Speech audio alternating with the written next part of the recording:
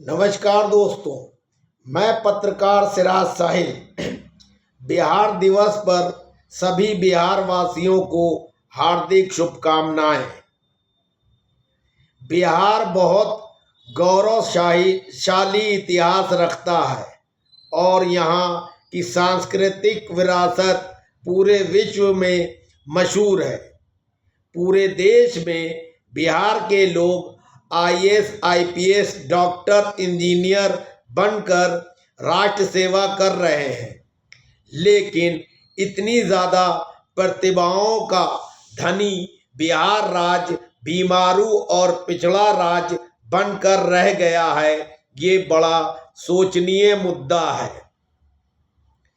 पिछले 35-40 सालों में बिहार को जो उन्नति करनी चाहिए वो उन्नति नहीं हो सकी।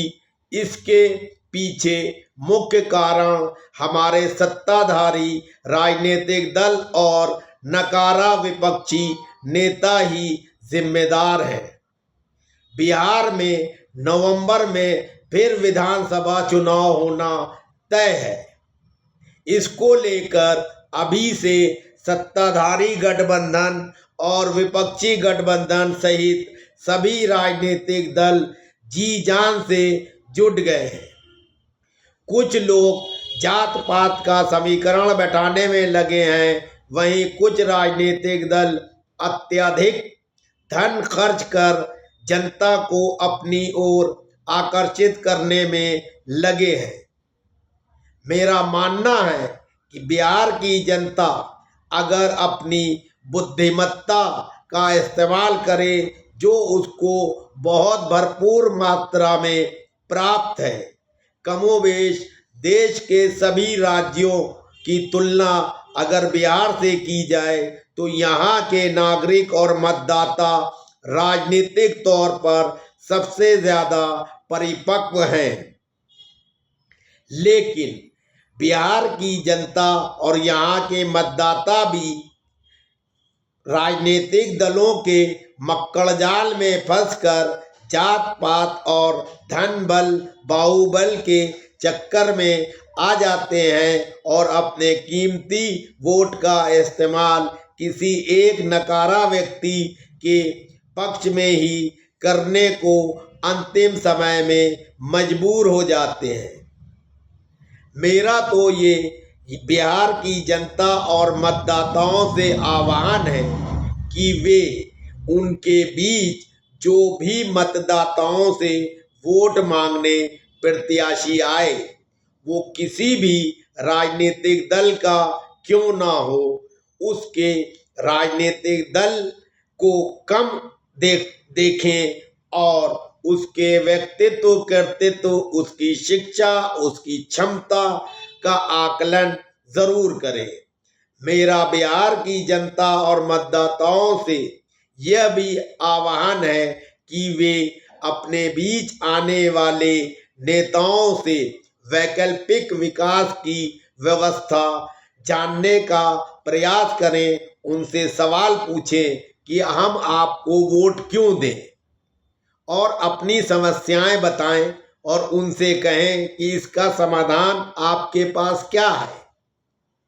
जो कोई प्रत्याशी आपकी समस्याओं का सटीक समाधान बताए और आपके प्रश्नों और शंकाओं का उचित उत्तर दे, आप उसी के पक्ष में अपने कीमती मत का इस्तेमाल करें। मेरा बिहार की जनता से यह भी आह्वान है कि वे मतदान में हिस्सा जरूर लें, क्योंकि कई बार मतदाता ये सोचते हैं कि मेरे एक वोट से क्या होना अगर मैं मतदान करने नहीं जाऊंगा।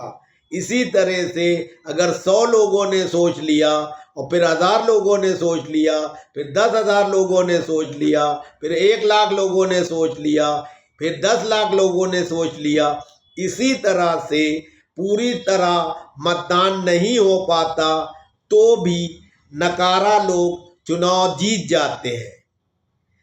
अच्छे समझदार लोग, जागरूक लोग अपने वोट का इस्तेमाल अवश्य करें और लोकतंत्र को मजबूत करने के लिए प्रत्याशी के चयन के पहले उसकी योग्यता और क्षमता को अपनी कसौटी पर कसने का काम जरूर करें। ऐसा नहीं कि कोई नेता हेलीकॉप्टर से आता है और किराए की भीड़ इकट्ठा कर आपको दिग्भ्रमित कर ले जाता है, या आपको पैसा बांट देता है, या आपको जाति और धर्म का हवाला देकर आपका वोट हरना चाहता है।